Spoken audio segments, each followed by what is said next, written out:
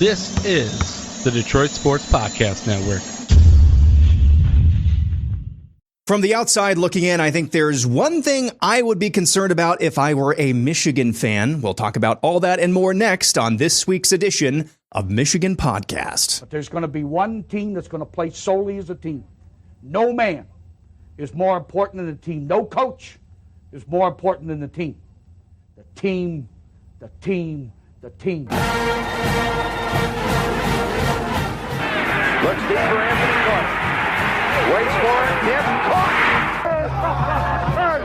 They said you can't beat Ohio State. Now what?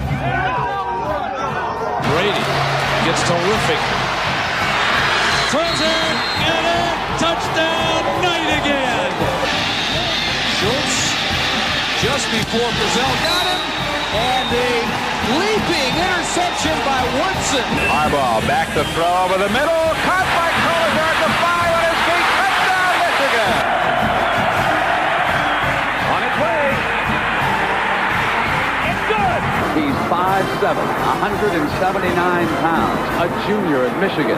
But Jamie Morris packs a wallop, and he delivers for Bo Schembechler. And here's your first play. Pressure coming. Sack. It is Glenn Steele, number 81, who fought his way through the traffic. Option. And Robinson calls his own number, and he's going to score. Oh, an easy touchdown for Robinson and Michigan.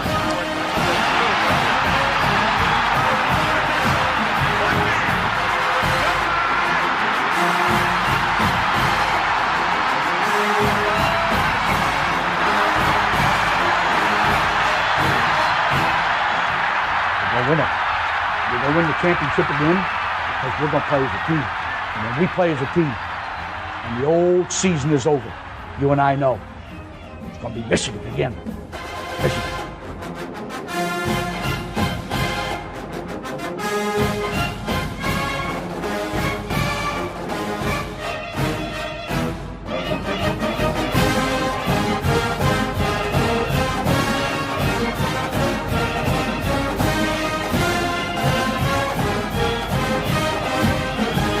Greetings, not Go Blue. I'm an Iowa fan, so I'm not going to say that. But welcome to another edition of Michigan Podcast. Steve is out this week, of course, with the events taking place nationally.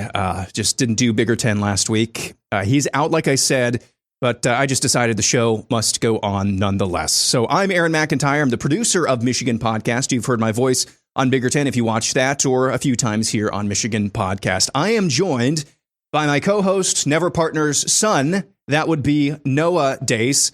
Noah is the co-host of the uber popular already Michigan Podcast Instant Reaction. Those episodes have been going like gangbusters, and I just figured, Noah, since those are doing so well, and Steve isn't here, why not invite you on? If these episodes, you're going to join me for Bigger Ten tomorrow as well. If these episodes do just as well as the Instant Reaction podcast, I say it's just time to give Steve the boot. What do you say? What do you think about that? Do you think if these things do really well, I think you should just move into this role full time? Completely agree. I mean, he has his hands full already, but I just want to thank you for having me. Yeah, you bet. This will be maybe a fun conversation. So I'm an Iowa fan. I don't know Michigan super well, but I do know it better than the average fan of any other probably Big Ten schools. Probably just about as well as maybe even an Ohio State fan, because I produce this podcast, so I'm hearing all about the stories and storylines that have to do with Michigan football all year round. And so I do kind of bring a little bit of an outsider's perspective when I get to what we're talking about today. And obviously the big topic coming out of that Central Michigan drubbing 63-3 yet again is Bryce Underwood. And through 3 weeks now, I do think we have enough of a sample size to get an idea of what this kid's ceiling really could be. But first, before we get to my big concern, if I were a Michigan fan, Noah, I need a ruling from you on something. There have been a lot of car analogies that have gone back and forth, both between Steve and I, and Steve has brought it up on Michigan Podcast in the past before. Is Bryce Underwood, is he a Porsche, is he a Maserati, or is he a Ferrari? Well, like Biff Poggi said, I think he's Batman, so I'm going to go with the Batmobile. The Batmobile. Okay, well, that doesn't really fit into the analogy that I was going with. I don't think he's a Porsche at all. I don't think he's a Porsche at all. Porsches are rebranded Volkswagen Beetles that middle management douchebags think is their ideal sports car, and it's not really a sports car at all. I'm okay with Ferrari or Maserati or Batmobile, whatever you want to say. But in the parlance of sports cars, whether it's a Maserati or a Ferrari, or if Bruce Wayne is taking the Batmobile out for a leisure drive some afternoon, what do you think of? What is the setting when you think of a supercar or a sports car? You think of it going through the mountains, the Alps or the Rockies, and twisting and turning on those hairpin turns and accelerating and really letting it go. It's really exciting, really scary, especially when you're coming up to those hairpins. But you don't have to drive a supercar like that. You don't have to drive a sports car like that. You could drive a sports car just on the road down to Dollar General, 10 and 2, doing the speed limit the whole way. You can drive a sports car like that. You can. Are you really getting the most out of it? No, but you can drive it that way. The destination's not that exciting. The drive there isn't that exciting, but you can drive a sports car that way if you want. My big concern, just from the outside looking in, and I think you and Steve kind of hit on this a little bit during the instant reaction, is not so much whether or not you're going to give the keys to the car to Bryce Underwood moving forward this season. It is whether or not you're actually going to open him up and just let him go. My great concern, and you've hit on this as well, but my great concern is we've had 3 games, and that's not a huge sample size. Like I said, it's enough to kind of get an idea of what you're dealing with Bryce Underwood. But in the first game, I thought he looked great. Yeah, it's his very first collegiate experience, so there's going to be some hiccups here and there. So he looked like a sports car driven for the first time by somebody who maybe had some experience with sports cars, blah, blah, blah, blah, blah. The second game, it looked like you were driving a sports car to Dollar General, 10 and 2, the speed limit the whole way. And, Oklahoma, they're a good team. I had the same, Steve got criticized last week for kind of having meltdowns about that game. I kind of had the same takeaways that he had, which is I'm just not used to seeing Michigan teams losing control or just like participating in the game and not dictating the game for long stretches. That's kind of what I saw at Oklahoma last week. And then you saw the sports car again this past week. And these games versus really low-level competition are kind of meaningless. You know what you're going to do to these teams, but there are details I think that you can pick up on in those games that are not meaningless. And what I saw from Bryce Underwood going back and watching that game is, yes, physically they dominated Central Michigan. I thought there were multiple occasions, though, when Central Michigan defensively, their secondary, was in close position or in position where they needed to be, and Bryce Underwood and his receivers actually got the job done. Bryce Underwood put his receivers in a chance in a situation where they could make a play. Guess who else is actually going to be in positions to make plays? Ohio State, Penn State, all of these big name competition teams. The question is whether or not you have guys who can actually make plays and compete in those positions. So I thought I saw Central Michigan in position to make a lot of great plays, and Bryce Underwood and his receivers were just better, and that's all you can ask for. So getting back to my big concern, is this going to be a pattern that we see for the rest of the season with Bryce Underwood and this coaching staff? In these games against teams that you think you should be able to physically dominate, give them the car keys or unleash the Maserati, Ferrari, Batmobile. You got it, kid. And then in the big spots, in the big games against the Ohio States of the world, this coming weekend against Nebraska, I will take the keys back. Don't go out there and take those hairpin turns at 60, 70, 80 miles per hour. Rein this back in. You see what I'm saying, Noah? I kind of got the idea from Steve that he thinks that what we saw against Central Michigan is a harbinger of things to come coming up in Big Ten play. And I'm just cautioning that a little bit. I hope this coaching staff does not just try to rein this kid in, because I think through 3 games, he looks really, really good. And yes, when you're driving a sports car around hairpin turns, there's going to be some really scary moments. There's going to be some really euphoric moments as well. Don't try to put him into some sort of mold, because I promise you, and this is coming from an Iowa fan, I know a thing or two about quarterback devolution. If you try to just put him in your mold, his ceiling is still going to be really high. But I just think if you try to hold him back, ultimately through 3 or 4 year career, his ceiling is probably going to be lower. His floor is probably going to be lower than his ceiling is high if you don't just let it rip. So there's going to be some scary moments, but that's my big thing. I think this coaching staff in every single game, even the big ones, just needs to let them rip. What do you think? I mean, I completely agree. Especially those first 2 weeks, it looked like they were almost playing not to lose, which you can get away with an opponent like New Mexico, which maybe they're not as bad as everyone thought they were after blowing out UCLA, or maybe UCLA is just more garbage than everyone thought they were. You never really know, but especially in the Oklahoma game, it looked like they were playing not to lose. It looked like they were playing scared. I would have liked to see more shots there. I mean, it looks like they completely let them loose against Central Michigan, and Central Michigan's the opponent to do that. So I'm hoping, like you said, they don't take the keys out now. Like, they keep trying, they keep pushing. Because I think the concern on the team isn't in Bryce Underwood, and it isn't in the wide receivers. And I've said this all offseason to my dad, the only person who was listening to me. But I've said this all offseason, and my biggest concern is in the offensive line. Because I think the ceiling of this team is decided by that, because it's Michigan. And every time Michigan's been good, the offensive line has been good. So I think it's really decided by that. We have one or two starters pretty hurt right now. The biggest one is Giovanni El-Hadi. And I think that really showed against Oklahoma's defensive line. I don't think it showed as much against Central Michigan's defensive line, because it's Central Michigan. So I'd like to see a bit of improvement there, because I really, like I said, the ceiling of Michigan is decided by that. And you can't depend on a good running game with Justice Haynes and Jordan Marshall if you don't have a good offensive line. And you can't rely on an 18-year-old quarterback, even if he's as good as Bryce Underwood, if you don't have a good enough offensive line. Yeah, that's well said. And I thought even in the Oklahoma game, I thought Bryce Underwood was making some decisions that were really, really mature. He didn't look great, but again, is that Bryce Underwood, or is that the way that they kind of went into the game and just decided to pucker right away? Because that was my main concern, is that you're usually at the very least with Michigan, you've got stretches in the game where they are just completely under control. Maybe they don't look great offensively. Maybe they're not racking up a ton of scoring opportunities and scores, but they're in control. You can tell that they're dictating the pulse of the game. In that Oklahoma game, it just looked like the game was happening to them. So if I were a Michigan fan, I'd say I hope what you saw against Central Michigan is the blueprint for the way forward. Any other dangling participles that we can glean from Central Michigan? Again, you talked about some concerns on special teams. I don't know. I think I would, if it were actually a thing, I would trade some special teams miscues if it was guaranteeing that you were actually going to let Bryce Underwood be unleashed for the rest of the season in Big Ten play. Any other things that we can glean from that Central Michigan game? I'm interested to see who the two starting guards are on both sides. I like to see Jake Wanera start. I like what I've seen from him. I think he's a good all-around player, and I think it'll be Brady Norton, Nate Afobe battling for the other spot.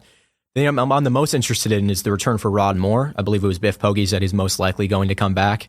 I don't remember where, I heard somewhere that he could have come back for the Central Michigan game, but they still sat him. I'm not sure if that's true or not, but I'm interested to see how long it takes for him really to get back into the rhythm, because I think what I've seen so far from this team is a little bit of weak coverage from the secondary. I'm not sure if that's weak play calling or the secondary is just a little bit weaker this year. I don't think it is, specifically in the safety spot. Corner's a little bit more of a concern, but especially in that safety spot, I think there's a lot of depth and a lot of talent. And I'd like to see how far up the ceiling of that can go with Rod Moore. But I mean, he hasn't played football in 18 months, but at the same time, he's on a completely different level in terms of athletics than you or I am. So I can't imagine what that'd be like for him, how long it takes for him, whether that's one quarter against Nebraska, whether that's 2-3 weeks. You never know. So I'd like to see how the secondary and just the coverage overall can improve with a guy like him. Yeah, that was one thing. Going back to the offensive line, that was one thing where it was like, multiple moments where, and Steve pointed some of those out on the Michigan podcast, X feed, multiple moments where it's like, that's kind of an unrecognizable offensive line. And you're right. Ultimately, the ceiling of this team is going to be dictated by that offensive line. Bryce Underwood can cover a few sins there, maybe on a deficient offensive line. But ultimately, the way that line goes is going to be the way that your team goes, and really every single team goes. When we come back, it'll be the 10-minute war with Mark Rogers. We'll get his take on what we just talked about. It's coming up next. Folks, The best way to support us here at Michigan Podcast is to do so via our Patreon page, patreon.com/Michigan Podcast. We are posting picks there year round, whether it's Major League Baseball, whether it's college basketball, whether it's the NFL, and of course, college football. Our win total best bets, you would have gotten those, for example, before the market moved.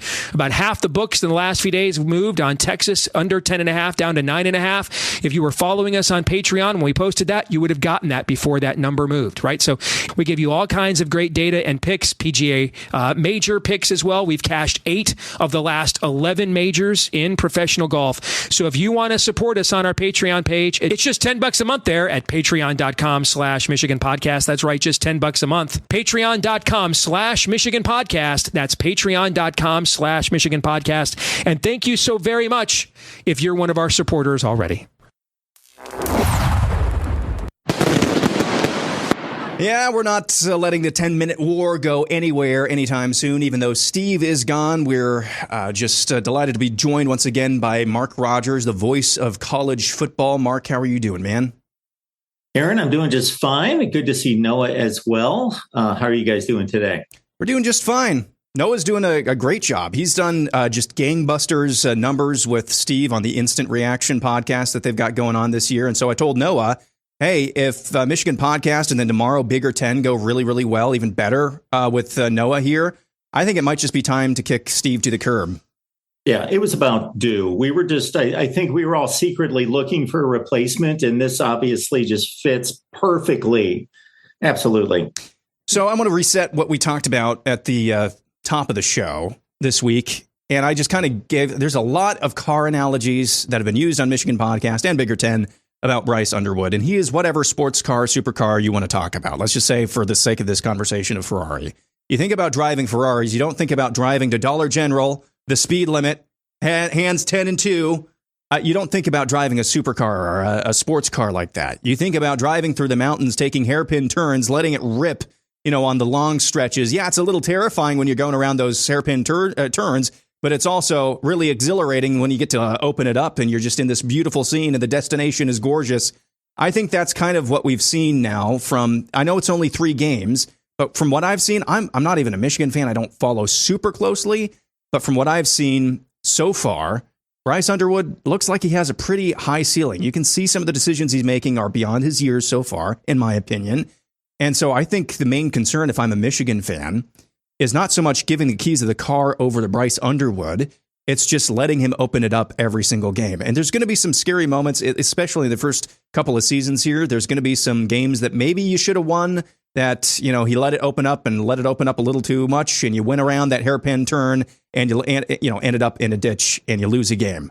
But I just think trying to put him into a bottle ultimately is not going to do him any service, and certainly not the team. What did you see from Michigan over Central Michigan 63-3? And what do you think about that analysis and concern?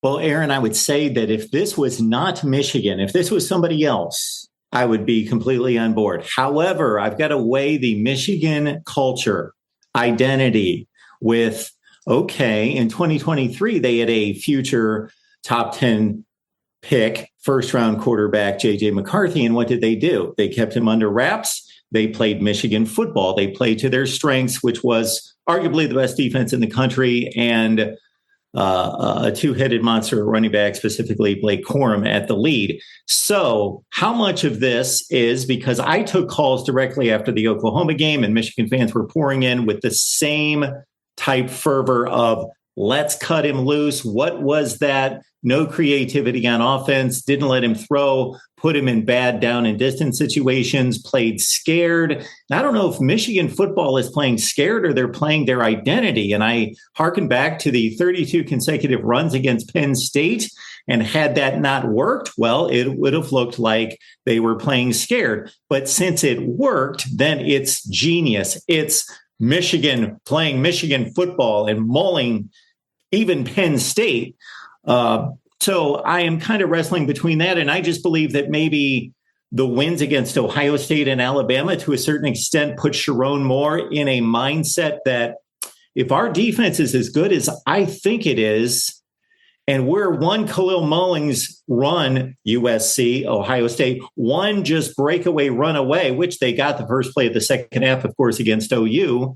Then I just cross my fingers, and all we need is one break. We need one break. And they got a couple. They got the muff punt. They got a few other things went their way. John Mateer threw a bad interception. And if we stay within one score, and for as ugly as it looked in Norman, they were within one score until very late in the fourth quarter, we can pull this game out. And this is how I'm going to play until the combination of my young quarterback, and let's not forget, he didn't have the most time in the world during that game, and also a wide receiver core that is very much in question, until they give me the confidence that I can cut him loose. And not just, again, let's emphasize, not totally about cutting him loose, but cutting them loose collectively as a group and trusting the entire unit to orchestrate a passing game. Then I'm going to play Michigan football, and I'm going to call it Michigan football and not necessarily playing too conservative, too scared.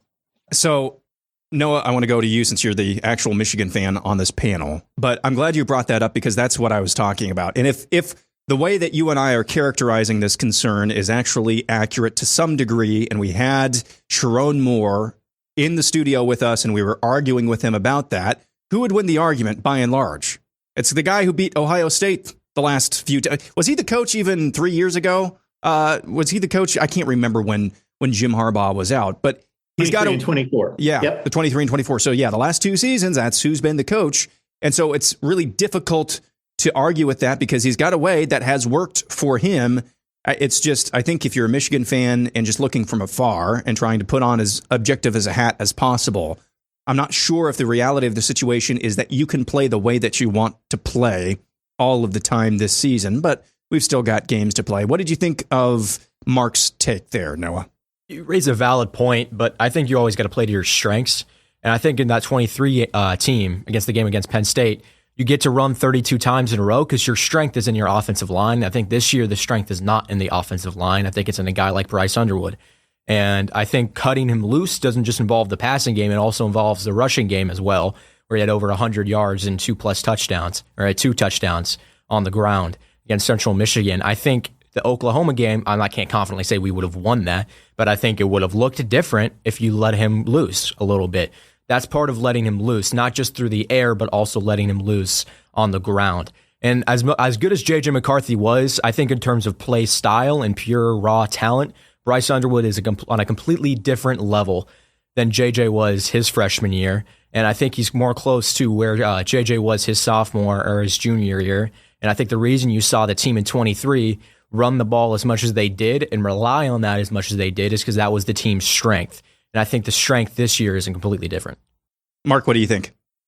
Well, yeah, I'm speaking to the Michigan expert here. So I don't know your team as well as you do, but I know that those two running backs in the backfield, without knowing the intricacies of the offensive line, I know how it was evaluated by experts, Phil Steele on down the line. I do my preseason work about Michigan's components at every unit. So I knew that there was hope that it was going to be a top-notch offensive line, but it certainly didn't have the proven 1 through 5 across, and maybe even a couple guys on the bench to know that for sure. But Jordan Marshall, Justice Haynes, in terms of what they've accomplished already in college, I thought that going into Oklahoma.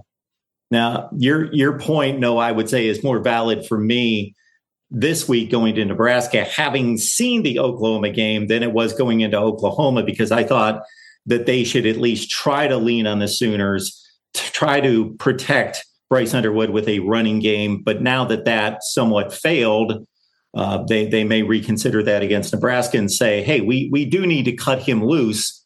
And there were pass plays open in the pass game against Oklahoma. If I recall, I counted like 9 missed throws against Oklahoma. And even though he did get pressured somewhat consistently, it wasn't some onslaught of pressure constantly. I think that he can play better. And let's not forget, he never faced that hostile of a crowd, that type of crowd. So now with that experience in his back pocket, he goes to Lincoln. Memorial Stadium is going to be rabid. They think they're back. They think Nebraska football is going to be better than it's been in over a decade. And they've been waiting just to pounce on this game and pounce on a freshman quarterback. But he's experienced the hostile crowd and surroundings once. So we'll see if maybe that had something to do with his poor play, or let's say less than par performance against Oklahoma. So I think we would all be in agreement to various degrees that whether or not they allow Bryce Underwood to completely open it up every single game, not just the games where they're going to be massive favorites against undersized, under-talent opponents, but every single game, whether or not they let him open it up consistently now is kind of incumbent on whether or not Sherrone Moore is willing, how calcified or dug in he is on winning a certain type of way. Maybe that's an unfair characterization, but to some degree, would you agree with that, Noah? I mean, a little bit. I'd like to see how aggressive the offense is when it's back against Wisconsin. I think that's a team you can really let it rip against. I'd like to see how much of a difference is where it's just the coaching staff as a whole decided to make the difference to let Bryce Underwood loose this week against Central Michigan, or how much of it was, Sherrone Moore isn't here, so let's let him loose. I'd like to see how much of the difference is, and I'd like to see how much of that play calling is really called by Sherrone Moore, because especially in that Oklahoma game, it felt like we had Kirk Campbell calling the plays again. Didn't feel like Chip Lindsey was calling the plays, and I think after the third or fourth screen pass and completion, you should probably stop at that point. And after running into stacked lines 7 times in a row, you have Bryce Underwood, a quarterback, you have to give him a little bit of something to think about. And I think you saw Bryce Underwood throw, like a 44, 45-yard pass down the field to Donovan McCulley, which was a little bit underthrown, but it's still, you have a 6'5" wide receiver like Donovan McCulley, and you have some other talent in the wide receiving core, not like Ohio State level talent, because that's just not what our strength is. I think your strength is in Bryce Underwood's athletic ability, and I think your strength is in his decision-making, even as an 18-year-old. And I think that it gets to a point where when you're going against a defense as good as Oklahoma's, and even with 2 running backs like Justice Haynes, Jordan Marshall, when they're rushing 7 and there's 5 guys there, when any given play, 1 or 2 of them can just get absolutely wrecked because their footwork isn't where it should be. You could just watch that, just take them out, and then now there's only 3 offensive linemen against 7 rushers. And even a good running back as Justice Haynes isn't always going to make it happen against there. So I'd like to see a bigger difference in just the decision-making and then like playing to the team's strengths and really letting Bryce Underwood let it loose and giving him situations where he can succeed, and not putting him in a situation where you're playing not to lose. You're a little bit scared of him throwing an interception, because I'd rather see a throw like you did in that Central Michigan game, his first interception there, where it was just a deep shot. It was a pretty poor decision. He shouldn't have made that throw, but at least they were letting him throw. You know what I'm saying? I'd rather that happen than you go 9 of 24 and you throw 15 screen passes in those and out of those 24 attempts. I don't know if that's the actual number. That's what it felt like, though. It felt like they were a little bit scared of letting him loose, and also feels like they're not really giving him easy stuff. I feel like there's a lot of easier stuff you can give him that they're refusing to give apart from just screen passes. So I'd like to see a little bit more of that as the season goes on. And Aaron, just to cut in real quick and add to what Noah's talking about, Sherrone Moore's rhetoric the entire offseason was, we are going to be and maintain Michigan identity on offense, run the ball, power offensive line, dominate opponents up front. However, we want to add an explosive element that has been not just missing in 2024. Obviously, that was an aberration. The mess at quarterback, that was just inexcusable offensive performance in the passing game. But even in 2021, 22, 23, with all the success, Sherrone Moore was even looking for, the way he was talking, more explosive offense there. Then he brings in an excellent offensive coordinator in Chip Lindsey, who's levels above Kirk Campbell and has shown it and proven it at major stops. Now it's time to prove and back up that rhetoric. You gave it a shot at Oklahoma to play close to the vest, protect your young quarterback, hostile environment, but he's worked through that. He's had 2 more games to work through it, or 2 more practice weeks to work through it. Now, are you going to maintain Michigan identity, but cut it loose and show the explosiveness that you've been talking about the entire offseason? Great opportunity to get, or at least start to get, some definitive answers to those questions on the road at Nebraska this weekend.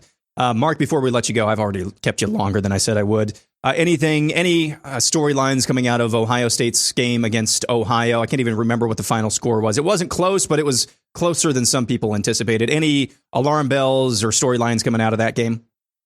Well, 13-9 in the third quarter is an alarm right there. And Ohio's a good football team. And, something that I failed, Aaron, to capitalize on last week was how Michigan fans would dub this game and refer to this game, because they're always calling Ohio State Ohio. Yeah. Well, they were actually playing Ohio. So was it Ohio versus Ohio? I don't know. I did not get that answer from anyone. But 13-9. And Ohio, they took Rutgers to the wire, lost by a field goal. They beat West Virginia at home. So this is a quality MAC team, but still obviously not somebody that Ohio State should not put away, and finally did by 28 points. So they ended the game right on the line in terms of the Vegas line. But there is concern about running game issues. They've run it at will against these opponents, but not so much Ohio. Were they able to run it at will? And certainly they couldn't run the ball to protect their quarterback, much like Michigan against Oklahoma. Ohio State had the same issues at about 2.5 yards per carry against Texas. So a week off, watch the film, develop your young quarterback whom they've been able to protect. And when I say protect, I mean from a play calling standpoint. Now they head out to Washington, and that's going to be an interesting trip out to Seattle to take on a pretty good football team.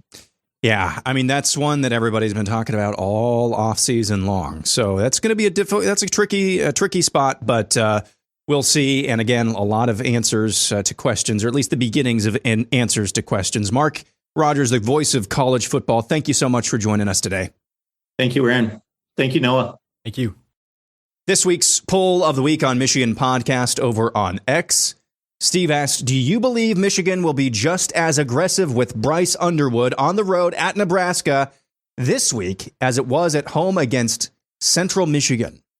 73% of respondents, Noah, said yes, they do believe that Michigan will be just as aggressive with Bryce Underwood on the road at Nebraska. 27% said no. Are you surprised by that result? Not at all, really. I mean, maybe a little bit. I feel like it'd be more, a little higher in terms of the says yes. My interactions with Michigan fans, a lot of them feel like over optimistic at sometimes. So mainly what I see is the reactions to things my dad says, and you know how he can be sometimes. So I see a little bit of negative reactions whenever he speaks on anything honestly. And I see a lot of over positivity where there's sort of a neglection to make note of issues that there could be. Like a lot of people in the offseason were telling me that Bryce Underwood would redshirt and Jaden Davis would start this year. Oh my. That doesn't exactly look like it seems what happened. So I like being proven right. But so I expected it would be at least maybe 80%. Really? That would say yes. Okay. That'd probably be my expectation in that question. I'd like to see them turn him loose more this next week, but you never know. That could have just been a one-time thing. I think it's more likely than not that it wasn't, just because I think it'd be the worst possible decision, but I think that it's more likely than not that it is. All right. Yeah, I thought it would be more like 60-40, but like you said, maybe we're experiencing some optimism right now amongst Michigan fans. I've got actually 2 items of feedback. I want to get your take on both of these this week. And I took 2 items because they were things that were mentioned multiple times. First is Method Man 8, who said, I would say, yes, they're going to keep the offense opened up with Bryce Underwood because now the toothpaste is out of the tube and you can't risk trying to put it back in. We've all seen now what you could look like uncaging Bryce's talent. You cannot go back now or you risk your job. What do you think of that take? I mean, I'd agree. I think it would risk a job. I think Sherrone Moore is too much of a good recruiter. In between those wins against Alabama and Ohio State at the end of last year, I think it's too early to maybe having serious discussions about losing a job. But, I mean, you never know. I mean, he's not even coaching this week. So if there's a poor performance, you could chalk it up to that. I would be more inclined to believe, like I said, that they would let him loose. Toothpaste would come off the tube. Speaking of not coaching this week, Zach Darrow has this. Given that Sherrone Moore isn't going to be there, yes, they're going to open this up. I like the guy a lot, but it has been very evident during his time as head coach, it's just not in his nature, even in his 2023 fill-ins, for better or worse. People can change, though, and I hope and I think he is learning from this experience. Like I said, both of these reactions I've seen multiple times. Is that really, are people already starting to get a little wary of Sherrone Moore? I mean, all the guy has done, other than you had 10 guys on offense last season, okay? Just an aberration. You still beat Ohio State. You know, he was the fill-in for the Ohio State victory a couple of years ago. I don't know, from the outside, I'm an Iowa fan, like I said, from the outside looking in, he seems like he's a good fit. It seems like he's doing as good of a job as you could, given the circumstances. And the circumstances with Michigan are always very good. You guys have a lot of resources, but I'm just talking about the changeover of coaches. There's always going to be straggling elements of any program, and it just so happened last season it was a quarterback. That's what I mean by circumstances. Correction, 9 guys on offense last year. As an Evan Link believer, I think it was a little rough to count that fully. Understood. But yeah, correction there. I would tend to agree. I would say, yeah. All right. Great job, Noah. Thank you for filling in. He'll be back again tomorrow for Bigger 10, along with Mark Rogers. He's going to be joining us for Bigger 10 as well. Hope you have a wonderful rest of your day. Catch you again tomorrow on Bigger 10. I'm not saying go blue. If you want to, you can. Go blue.